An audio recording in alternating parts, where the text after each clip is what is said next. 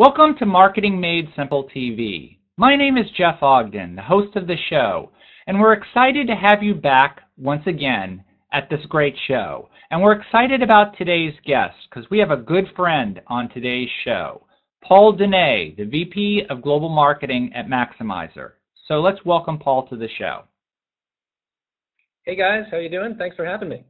Hey Paul, glad to have you on the show. And what we're going to talk about with you is one of the things you've been talking about, Paul, and I know you've written books and you're a very popular blogger, but one of the things you're talking about is how B2B marketers need to start acting more like B2C marketers.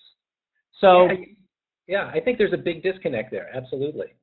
You know, business and consumer brands have traditionally approached the web from two very different vantage points.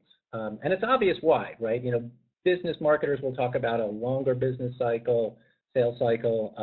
You know, the mentality of the buyer is different, or products typically require a lot more investigation.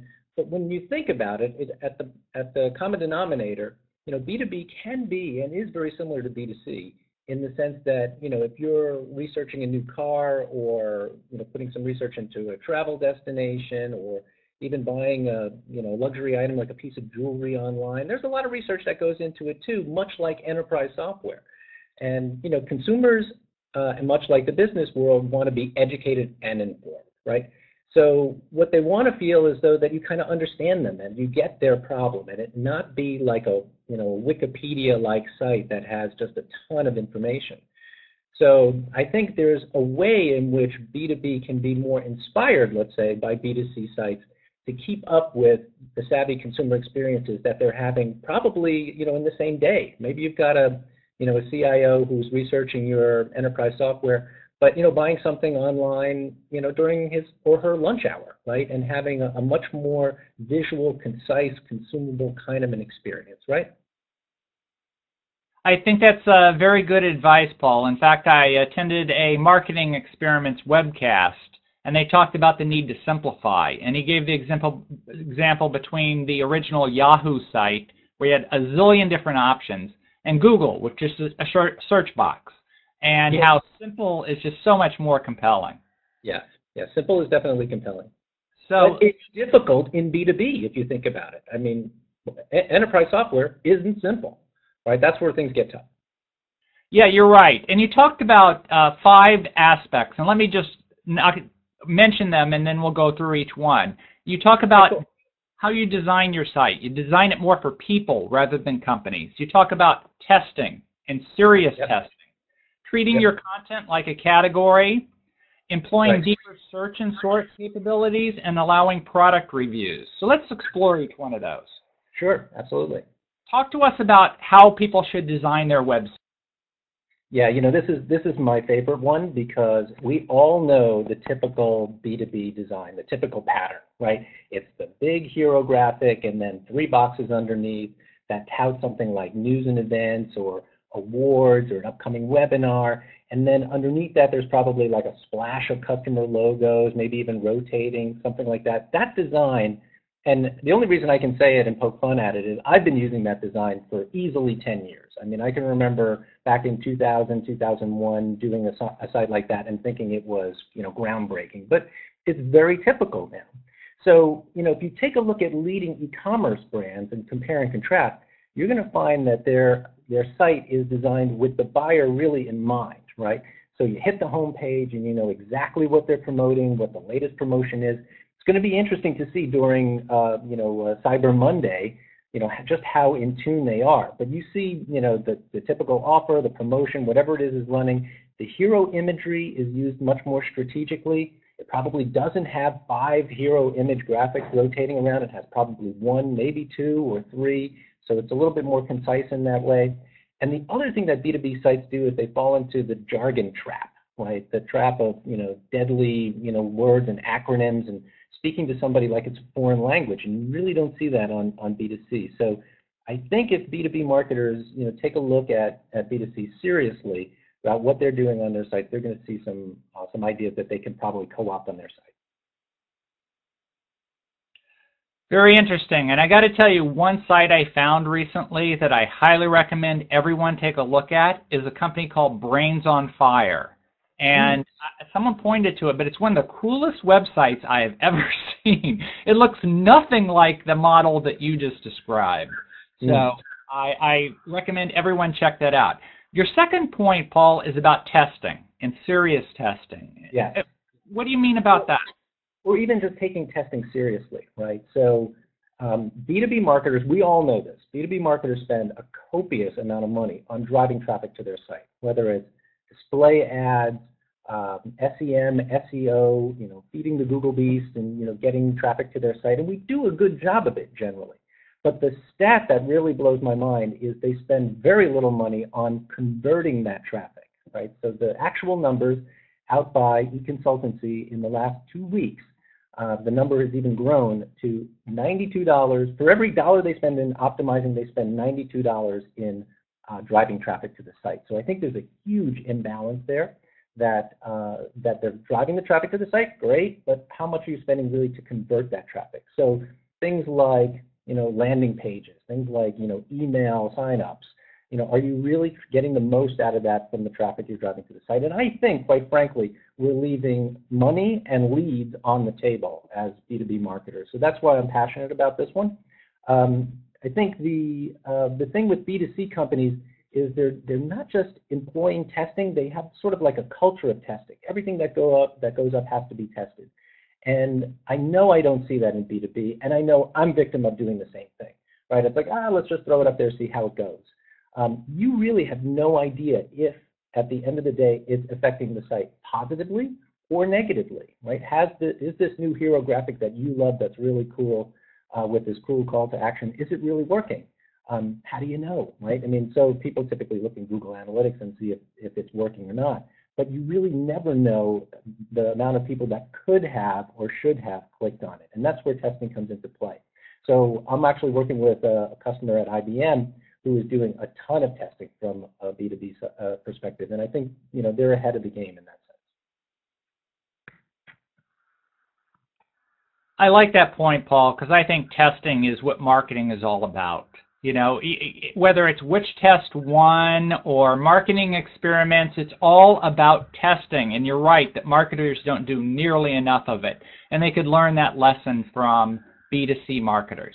Now, yeah, another point on that, Jeff, as you mentioned which test won, is it's starting to come around. We're starting to see testing a little bit more.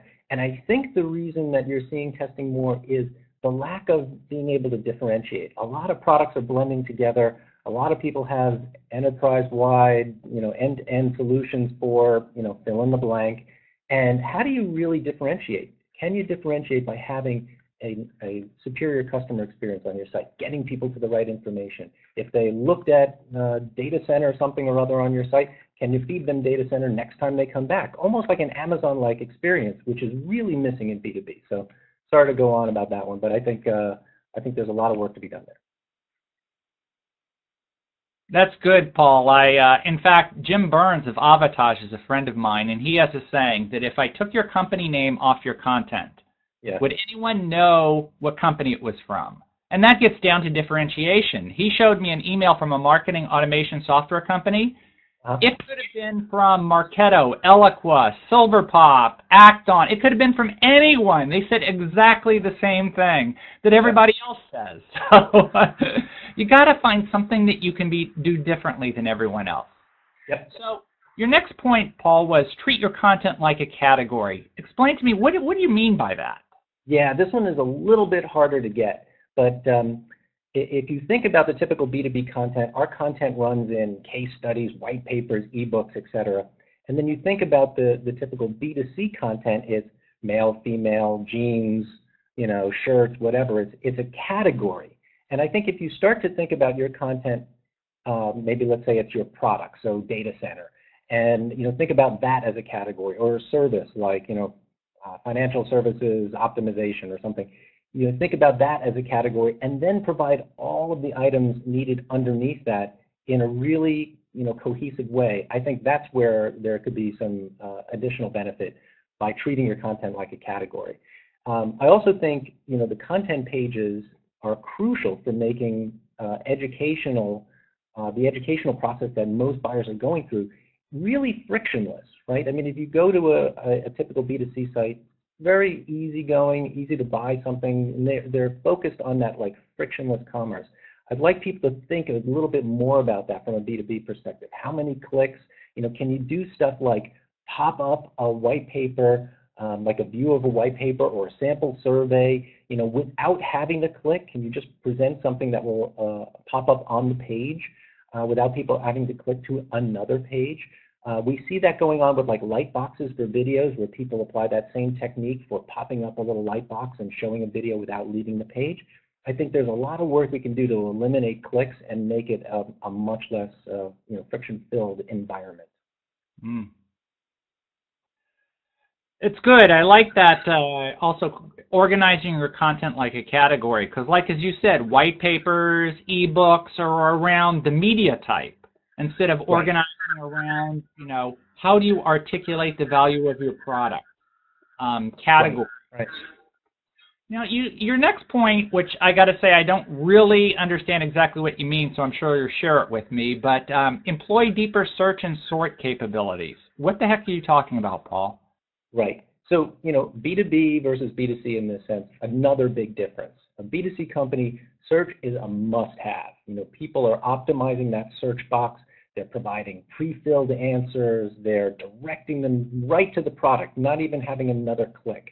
B2B, there's really no exception for B2B, but B2B, you typically get like a really long list and you got to pick through it and sort through it. It's not well optimized. Think about how you can easily locate products or services on your site. Any user, most likely on a B2B site that's engaging with search, and I've seen the stats on this, any user that's engaging with search on your site probably knows a bit more about you than you think they do. So, offer them more sophisticated searches, offer them pre-filled answers, offer them, directly, once you've hit search on this, you go directly to that product. There's not an additional click. I think there's a lot of work that we can do to make that a much faster, smoother process as well. These are good tips. I think simplifying, reducing friction. I did personally, my experience, I had a homepage at Find New Customers of about 450 words. I cut it down to 27, and my downloads of the white paper went up by over 500%. Whoa. That's a great case study. Absolutely. It was amazing how just by simplifying it, taking most of the words out, and really something where people can grab it instantly. And I think there's a lesson for B2B marketers there. Yep. Now, your last point, Paul, here is allow product reviews. And I think I know where you're going with this one about, I'll go back to an earlier guest, Don Peppers of was on Extreme Trust. He talked about you don't control your message, so don't even try. Just be out there and let people see you making mistakes. And I kind of think this is, and he gave the example of a Domino's billboard in Times Square where they had live tweets from Domino's. So if you had Domino's pizza and it tasted like cardboard and you tweeted it, it went up on a billboard in Times Square. That is putting it out. As that might sound, yeah, exactly. Yes, exactly. And I love that, just bravery to say, the hell with it. We are what we are. We don't care. So talk to us about your idea of allowing product reviews. Okay. This one, in contrast, this is not going to be as bold as the Domino's one, but I actually think this is kind of a fun one, right? And what I'm imploring B2B marketers to think about is how can you use those customer quotes differently, right? So we typically have, the homepage, and we splash these nice quotes from our customers and run them across the homepage. That's nice, but B2C companies have, product ratings and reviews and, really deep, insightful kind of thoughts. So my idea for B2B marketers is, think differently about the case study and the press release. While you're in there talking to the customer about approving the case study and the press release, why not get a written review you can then use on the site in a similar B2C kind of fashion? So now you've got, data center and you've got reviews, 5-star, 4-star, all this kind of stuff. And then you can surround it with other fun stuff, maybe tabs on like case studies, white papers, ebooks, webinars, I don't know, other types of content that you might have that are around product slicks or product sheets.